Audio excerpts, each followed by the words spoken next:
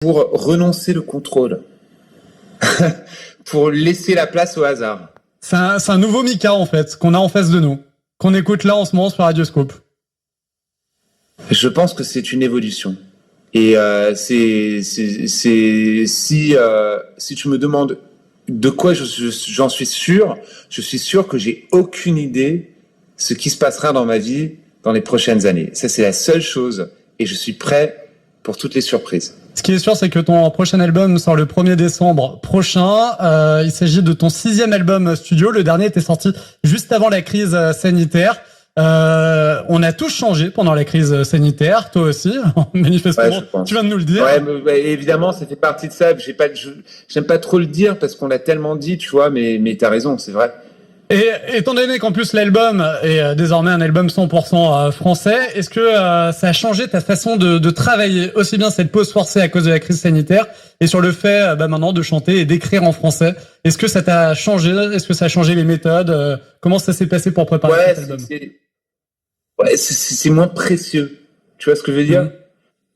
Ça a changé,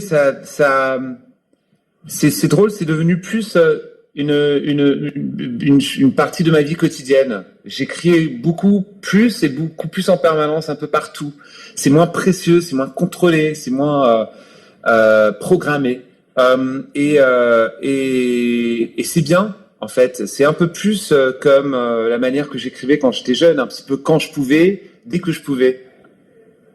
Donc ça t'a particulièrement changé et sur l'écriture en français, au final, ça t'a absolument pas dérangé pour préparer cet nouvel album. T'as pas pris plus de temps parce que c'était en français qu'à l'époque où tu chantais. Ouais, ça m'a pris plus, absolument. Et je voulais que ça soit bien. Je voulais que chaque chanson soit comme un single. 2023 marque donc ton retour avec ce single C'est la vie qu'on va écouter dans un instant sur Radioscope. Il y a le nouvel album qui arrive le 1er décembre, mais aussi 2023 a été marqué par ton retour dans The Voice. Pourquoi ce retour dans The Voice? Ça te manquait tant que ça? Parce que j'aime bien mes amis là-bas. Tu sais, ce qui s'est passé avec The Voice là récemment, c'est que ça s'est installé d'une autre manière. C'est pas, ça fait partie un petit peu je sais pas, c'est assez phénoménal. C'est un show qui est juste là. C'est comme The Tonight Show, mais pour la musique. Tu vois ce que je veux dire? C'est devenu une institution.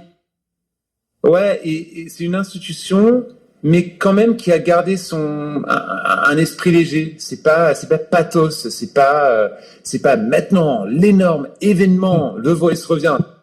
Maintenant, The Voice revient et on est content. Donc, je pensais que c'était super important de faire un petit clin d'œil et d'aller les voir parce que ça fait partie de mon histoire. Moi, je fais partie de leur histoire, de la leur, et c'était logique.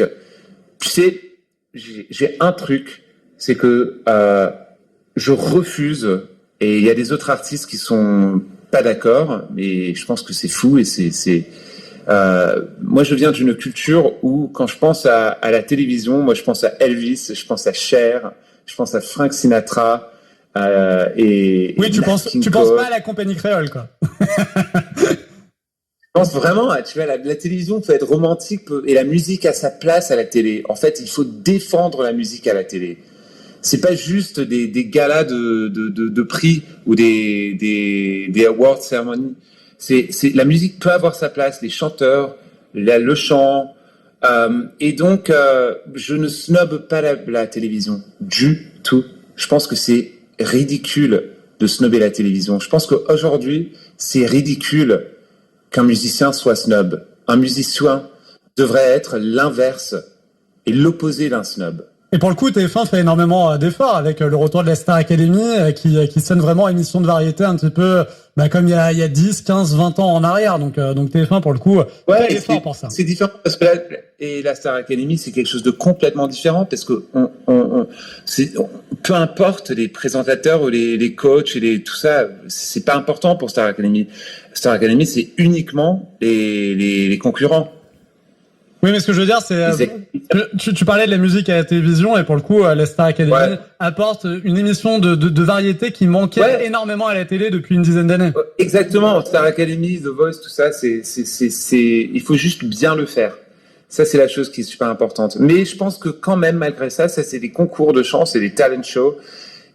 Il manque de la musique encore. à la télévision. Il manque un petit peu ce forum où on voit le croisement, un petit peu comme Taratata il y a 15 ans. On voit un artiste du Sénégal, une jeune chanteuse pop de la Belgique, un artiste américain, ce truc où il y a la confluence de musique, on se dit c'est un forum musical. Taratata existe encore, hein, d'ailleurs, il faut quand même le souligner. Il va falloir que tu fasses un choix, par contre, Mika, entre ton nouvel album. Forcément, il va y avoir une tournée qui va venir un petit peu partout en France présenter ce nouvel album, je suppose. Et puis il y a The Voice, enfin pas The Voice, si The Voice. Tu vas continuer The Voice ou vraiment c'était juste un clin d'œil et tu vas pas aller plus loin? Ce que j'ai fait l'année dernière, c'était un clin d'œil. Chaque septembre, il y a cette question qui revient. Et je prends cette question comme un compliment. C'est beaucoup plus sympa d'avoir cette question si je vais y aller que de ne pas l'avoir. Voilà. D'accord. Donc c'est une meilleure aussi. T'as pas répondu. Donc globalement, c'est bien, c'est bien. Il a bien botté en touche. Tu sais faire ça, botter en touche. C'est top. Mika, juste avant de refermer ce petit moment de radio, je crois que tu peux nous le dire. Il va falloir être honnête, Mika. Attention, celui-là, tu peux pas botter en touche. Il y a des artistes, j'ai vu plein d'articles. Radio Scoop, ils sont à fond aujourd'hui. Radio Scoop a pris ses vitamines, ça c'est sûr. Écoute bien Mika, parce que c'est une question compliquée. Alors vas-y. J'ai lu que Madonna, pendant très longtemps, ne voulait plus chanter All Leader en concert, ça la saoulait, elle aimait pas ce titre. Bon, au bout d'un certain moment, ça l'a gonflé. Radiohead, pareil avec Creep. Est-ce que toi, il y a un titre de ton répertoire, vraiment, ce titre-là, il te gratte un peu, t'as plus envie de le faire, t'en as marre, il t'a saoulé? Ouais. Il y en a pas un qui te barbe. Ouais, il y a une chanson qui s'appelle Kick-Ass, où je l'ai jamais sortie vraiment en France, mais je l'ai sortie en Italie, c'était un grand tube, en Espagne c'était un tube, je déteste à chanter. Quoi d'autre? Non, il y en a quelques-unes. Si tu me demandes si quelque chose comme Relax, ça me dérange de la chanter, non, parce que je la change. Je m'autorise à la changer. Si tu me demandes en revanche si lorsque je suis en train d'acheter les légumes ou en train de traverser un aéroport et quelqu'un me fait relax et se cache et je me retourne en train de chercher qui est la personne qui a fait ce truc et eux ils pensent qu'ils sont les premiers à le faire et ça te passe d'une manière tellement régulière, tu serais étonné. Ça me saoule. Relax. Surtout quand c'est dans une toilette, dans un bar ou dans, je sais pas, dans un restaurant ou dans un aéroport et je suis aux toilettes et au plein de ça, dans un écho de toilette, j'entends des sèche-mains et relax. Ah mais il y a vraiment quelqu'un qui vient te chanter relax quand t'es aux toilettes, ça t'est déjà arrivé ça? Dans le cinéma, aux toilettes, dans les restaurants. Mais c'est énorme, mais les gens sont relous en fait. Et tu peux savoir, à l'église, le prêtre, à la messe de Noël. Le prêtre l'a fait, c'est ça? Ouais, dans la boîte de confession. Mika, le grand retour de Mika avec le single C'est la vie, premier extrait du nouvel album de Mika qui arrive le 1er décembre prochain. Tu veux toujours pas nous dire le nom de l'album? Non, mais tu peux l'inventer si tu veux. D'accord, ok. Tu sais quoi? Le nom du prochain album de Mika, ça sera Relax.